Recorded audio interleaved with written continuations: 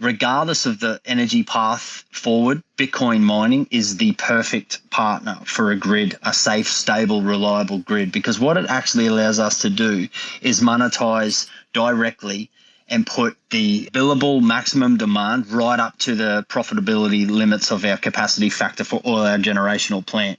So what that means is when, if our optimal generational capacity is 70% for a coal-fired or 80%, whatever that needs to be, and our maximum demand's only 30%, the maximum demand represents our maximum billable amount.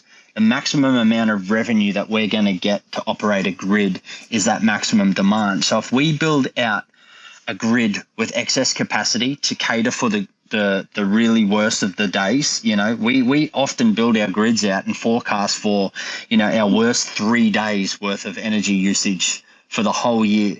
So we're constantly running at unprofitable capacity limits without billable demand due to those worst case scenarios. So this is where Bitcoin mining plays this role in being able to soak up and be that buyer of last resort and the buyer of first resort in most instances. And then we can switch off on the click of a dime when shit gets really hairy. So the analogy I like to use, because it's kind of understandable, is if we were, and I don't agree with this, but if we were to go down the 100% renewables route and say that it was all made up of wind and solar. If wind is 30% efficient at best and solar is 19% efficient at best, it stands to reason that we would need a grid that's at least 3 times our maximum demand. Therefore, we need to build our capacity and have the capital allocated to equipment that's going to supply 3 times the maximum that we're ever going to get back from billable demand.